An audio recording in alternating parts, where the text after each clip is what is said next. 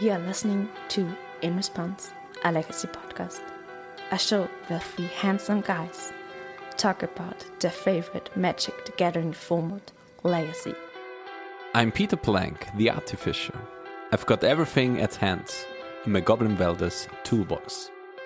I'm Daniel, the scientist. I ponder precisely about the next move that decides the fate of my opponents. I'm Philipp, the rogue. I use the graveyard to fuel opponents with agony. And now, lean back and enjoy.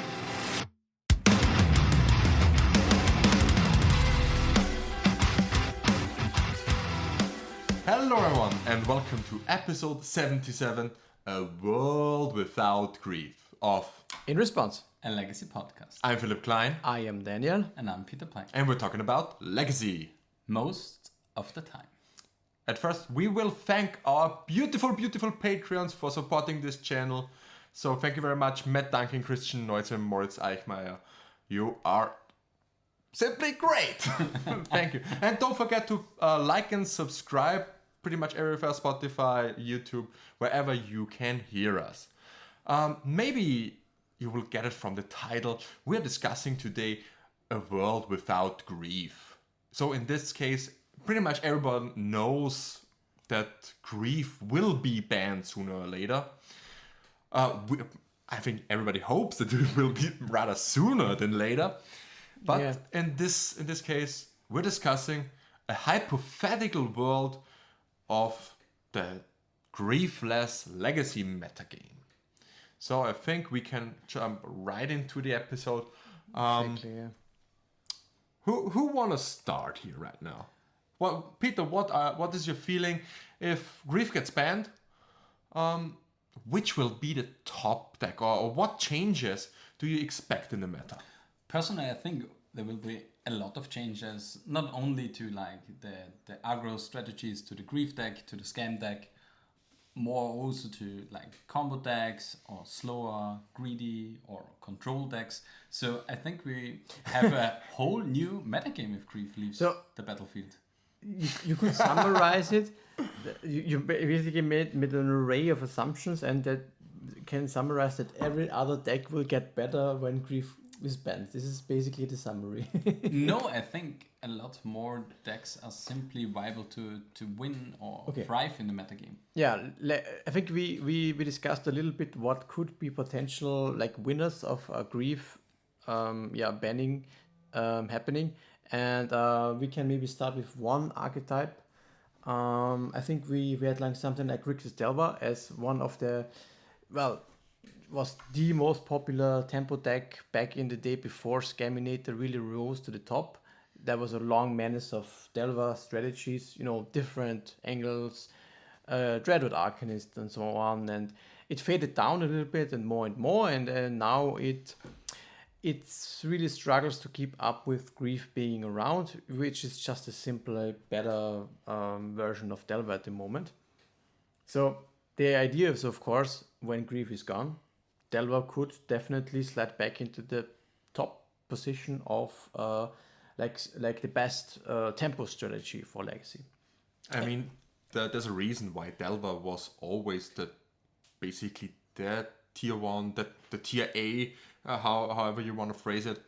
It was always one of the top decks in a format, and it acted more like a format police in keeping the format fair, keeping everything tight and everything runs pretty smoothly. And punishing too greedy mana bases, for example, also with Wasteland Days and so on.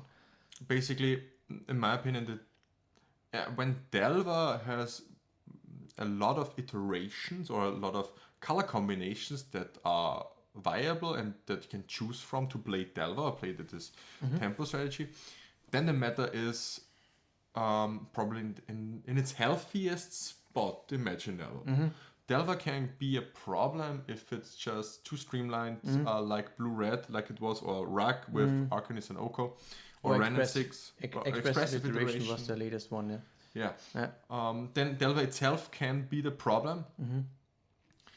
But historically, when we look back at the data, the the metagame was always fine, always very healthy when you had Rug Delver, Grixis Delver, Blue Red, Exactly. all these kind of iterations of Delver.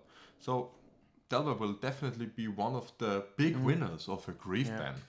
And why, Peter, did we think of Grixis Delver specifically? Grixis specifically because we have like I think the new frog from Yeah. Image 3. it's the one card, yeah. So to combat other frog decks, you kind of need Pyroblast because it's like a clean answer, or even the Fatal Push in those card spectrum because like Bolt doesn't really clear the frog, so you kind of need it for the mirror. Another deck that was previously really viable was the Rug Delver Shell with Questing Druid, but Frog kind of is the card advantage engine now in the 2-drop slot, so he pushed those color combinations away. So we think like Grixis or simply Blue-Black are like on the forefront to be the new format police. Exactly, yeah. Speaking of Blue-Black, I mean, the deck to beat right now is Blue-Black. So if Rescaminator loses Grief, is the deck simply just dead, or is there any way to recuperate this? Well, there's this meme going on. If you just replace Grief with Thoughtseize, you would have the same deck. Oh, yeah. That's basically true. I mean, you have the same deck, you have the discard. Who cares that it's one mana and can't be reanimated? I mean, Yeah. But like memes away, I think we can still expect some variations of the previous Scaminator Shell. You simply lose the whole tempo-y archetype with like the there was always the saying that Grief Reanimate is the tempo positive version of Dark Ritual, Thoughtseize, and Hymn to Torag. And it kind of meets the criteria. It was really good, it was oppressive. You took away the 2 best cards of your opponent because like you can't really surgical it. So at first you take the Griffith hit, then you reanimate, you take the best card. But in the near future, you rely much more on the big beta on the graveyard plan with the Entomb package to get your Archon, to get your other reanimation targets.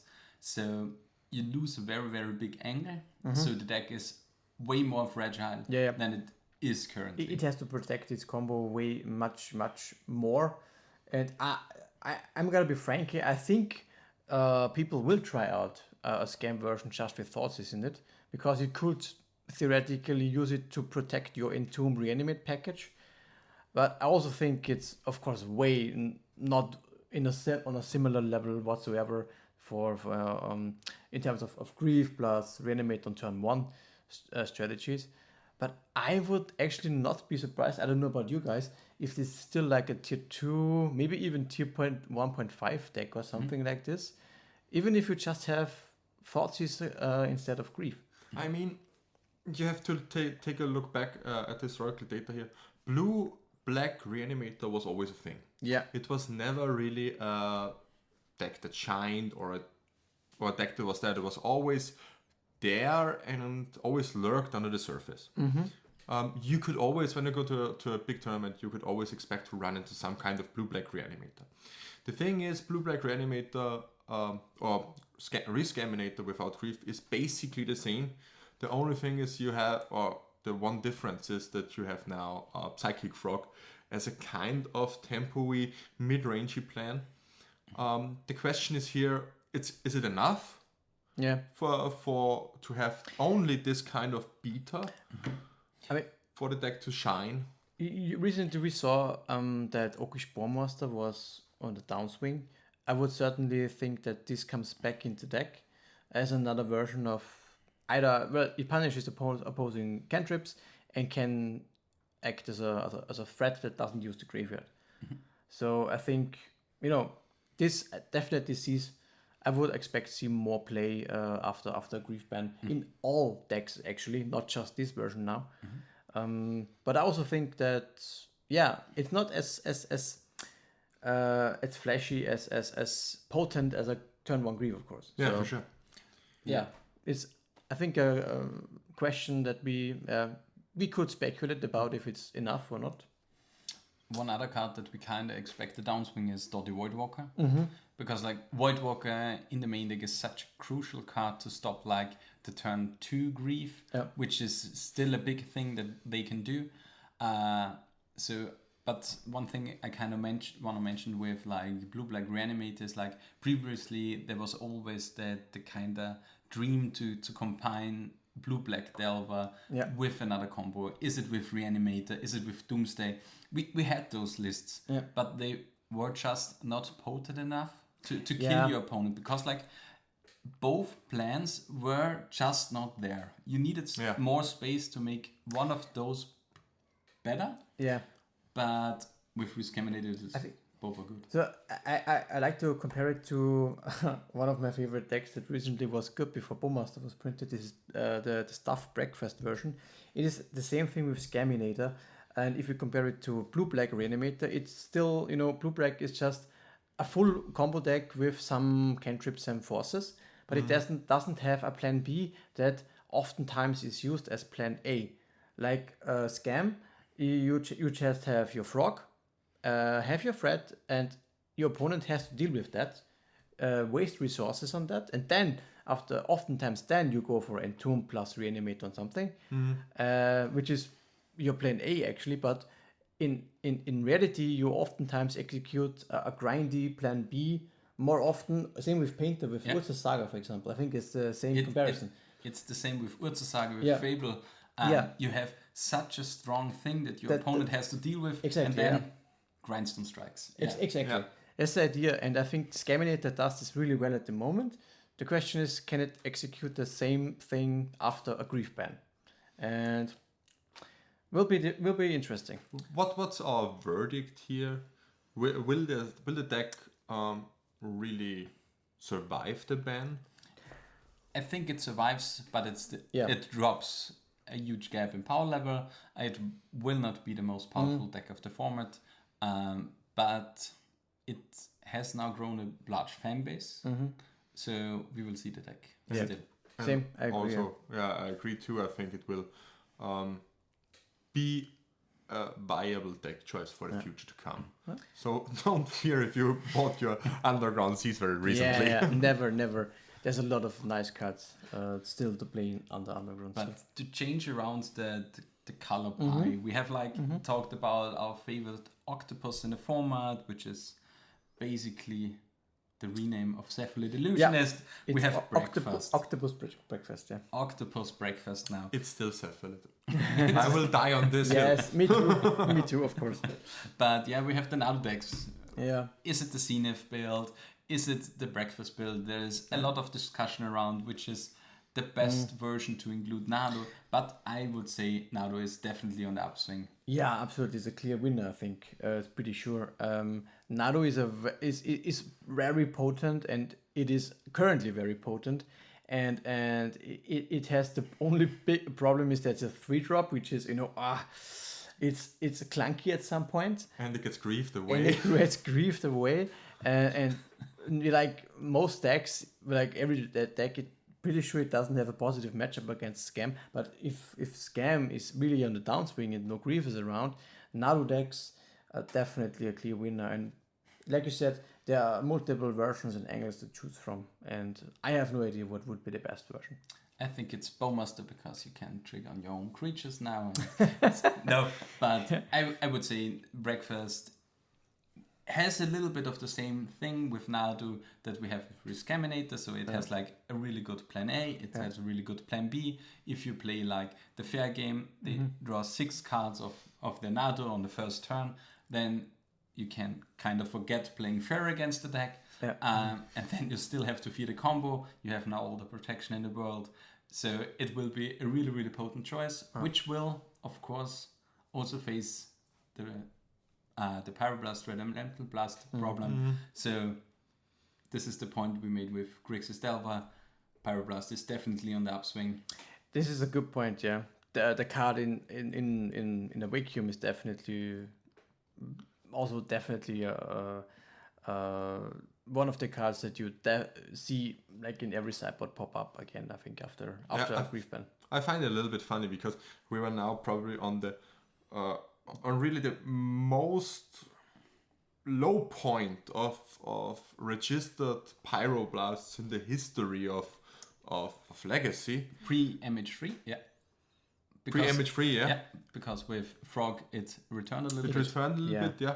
Pre-MH3, the most decks really swapped them out for Hydroblast because they were more useful. And you played maybe one Pyroblast because it's like, yeah, you can kill the occasional Murktide Regent or maybe counter something.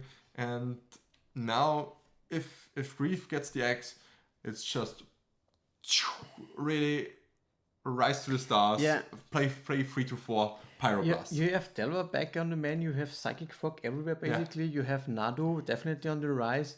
All cards that you want to have your Pyroblast in hand. This is Especially Nadu because it's like, well, I targeted with Swords of Bloshes. Okay, I get a land or a card. It's so. It feels so bad. It is bad. It's still probably one of the better. Well, it's okay because you have to remove it. Yeah. But yeah, Pyroblast is definitely a big winner as well. The stack especially is a big winner because we kind of have to combat on the stack, and do you know which combats really much on the stack? It's combo. And it's spell-based combo. And if you start the game with 2 more cards in your hand, combo feels way more safe to play, I would say.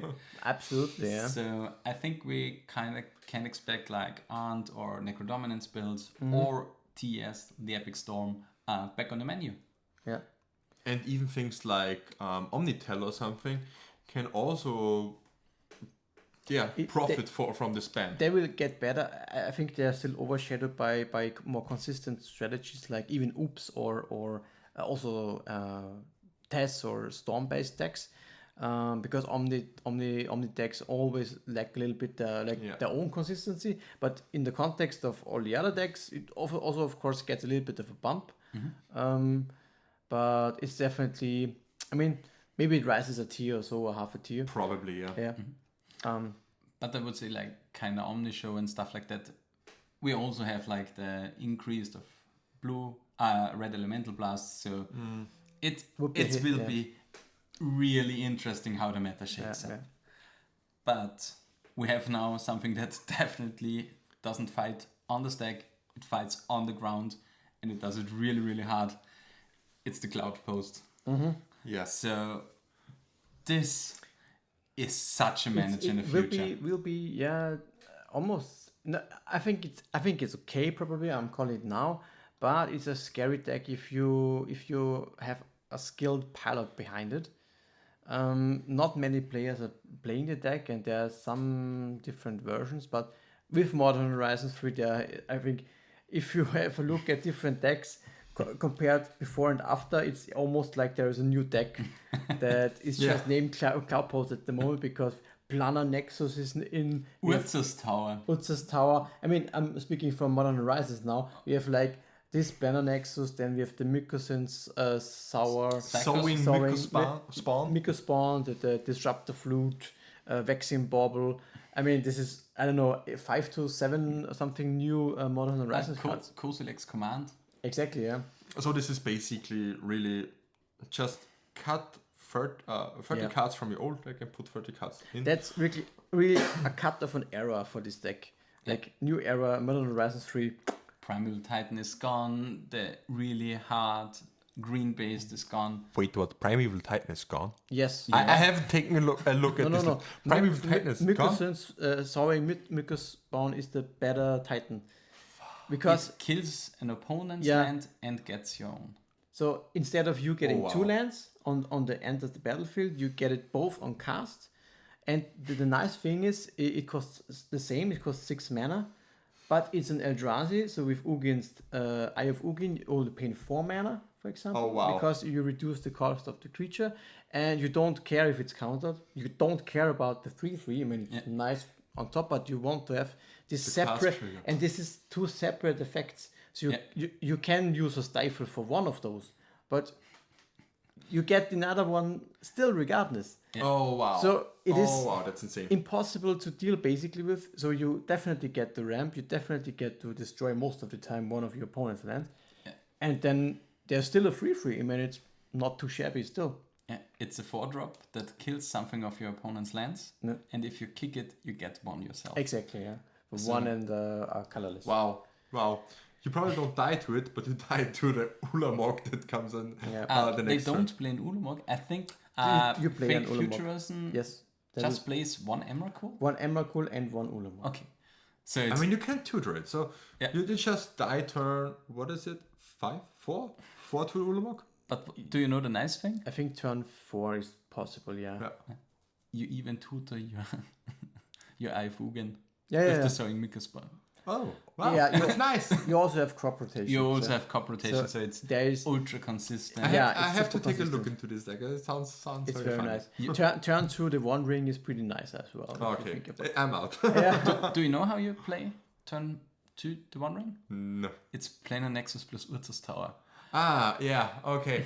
That's 4 mana, basically Mishra's workshop in Legacy. Yeah. Yes.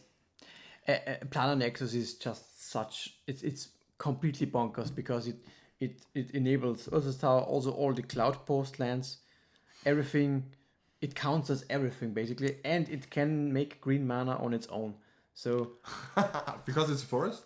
No, No, it's It's a a colorless. filter land. It's a filter land. Ah, okay. You can filter one. You lose 1 mana out of it. Man, You yeah. filter one mana, yeah? One yeah. colorless. Yeah, well, Or one generic. yeah, it costs 1 mana because one it casts 1 and then you gain 1 green, so you have to tap 2 lands, but okay, you can get 1 green. But still, it does everything for the deck. Wow.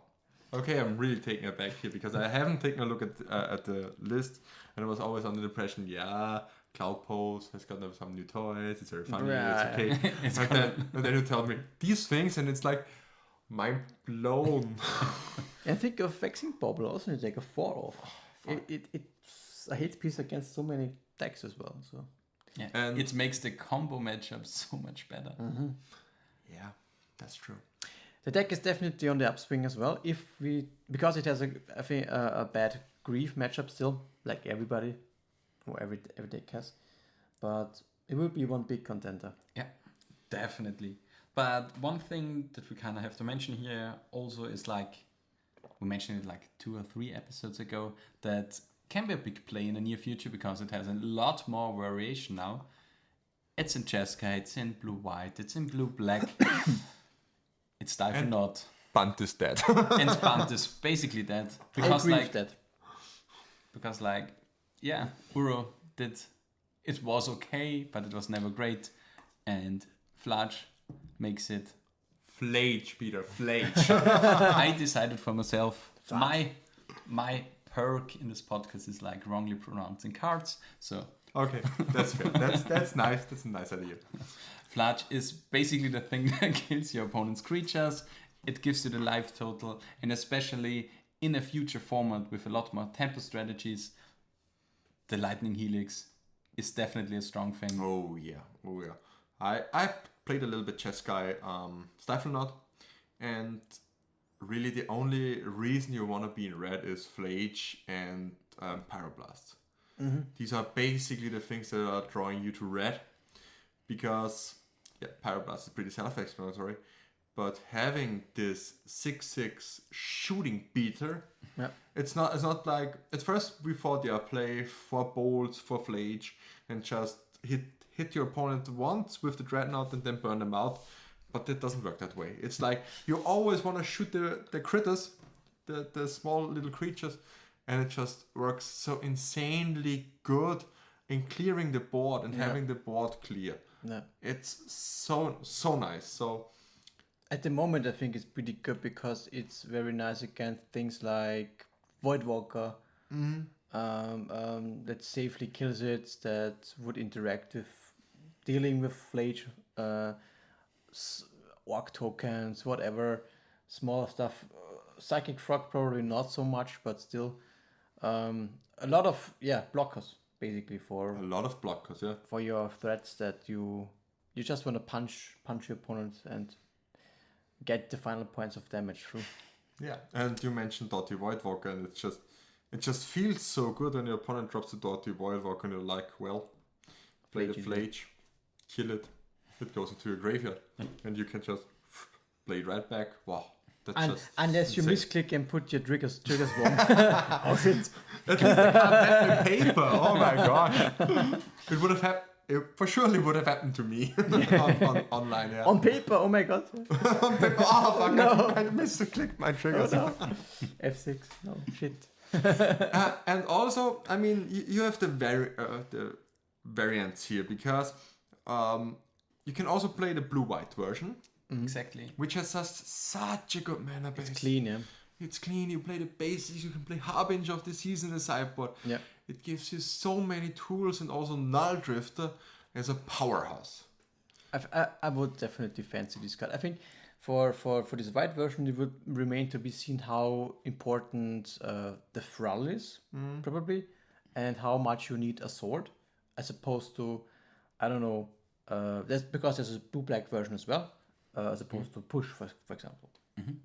Yeah, I think push overall will be a little bit better in the new format. Could be. Because of Frog. I mean, Swords also deals with it.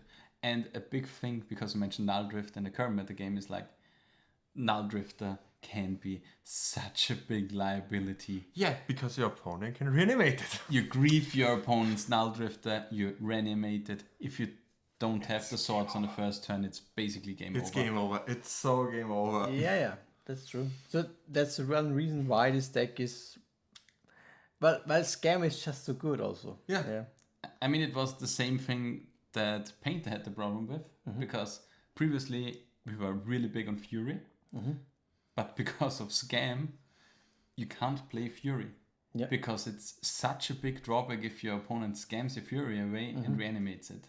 I mean, this is an aspect that I've seen people discuss in the mirror, whether or not you should keep your nice juicy reanimation targets when you know your opponent also has reanimate.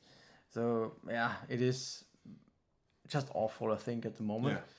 Yeah. You kind of have to change your playstyle, because you can't really entomb when you have the mana open, but entomb at the end step when you can reanimate on your next turn and protect the reanimate.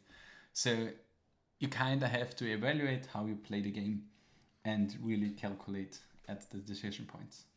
But if you play against another deck and it's so big of a drawback, the same thing with Chaos Defiler, it's like pretty hard. Yeah, absolutely. So I think those were kind of the decks. One thing that we have to mention here is also Beanstalk. Yeah, we totally Beanstalk forgot in about this. It's Control and Beanstalk, basically. Control as a whole, whatever version. Yeah, I think Beanstalk, which brings back also, when we discussed this previously, Bowmaster into the mix. I think both of those will definitely see more play.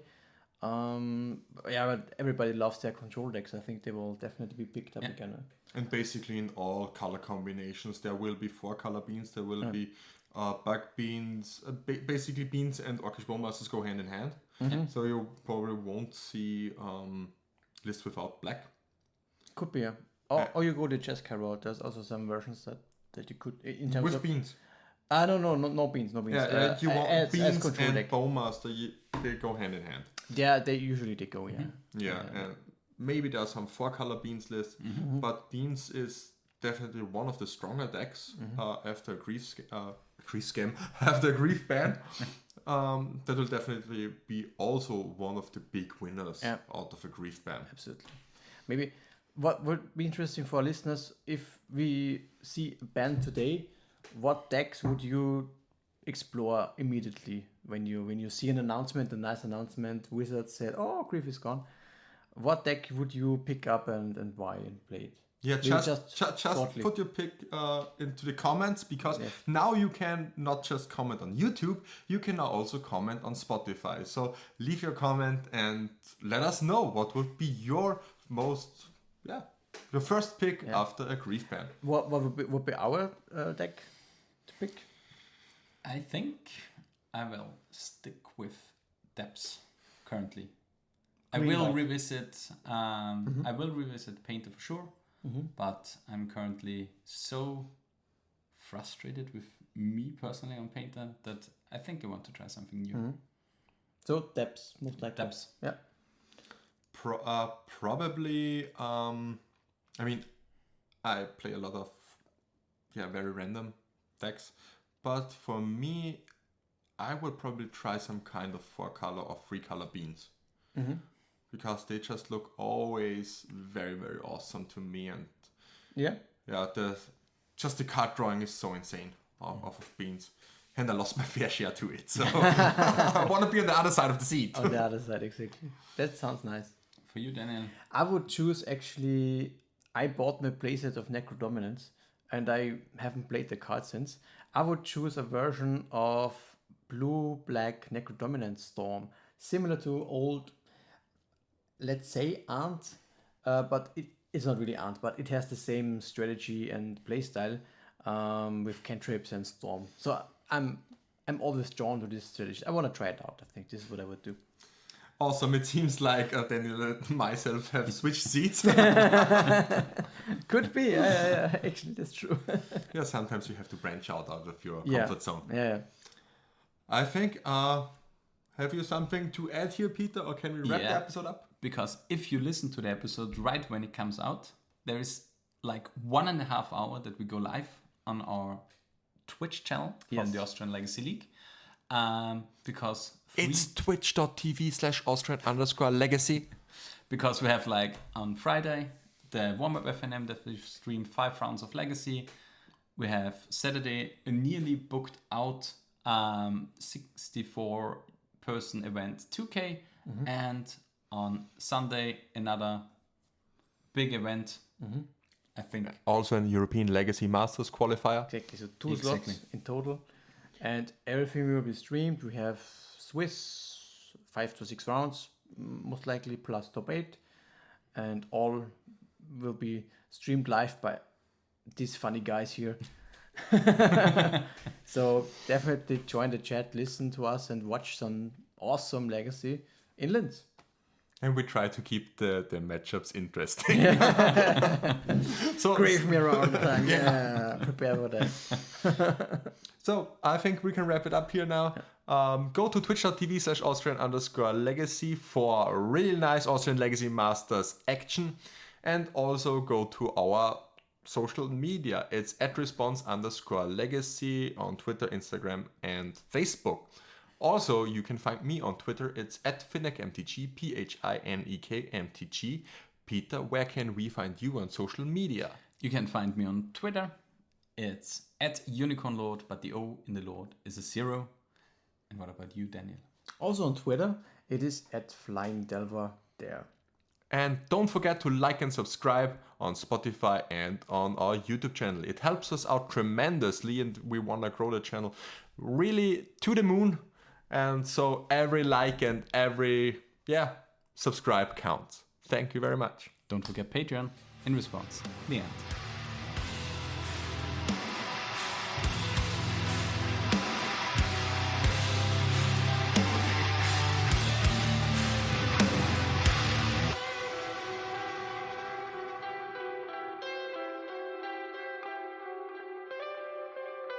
This was In Response, a Legacy podcast. If you enjoyed the ride, feel free to support the show by following, leaving a review, or subscribe on patreon.com/response_legacy.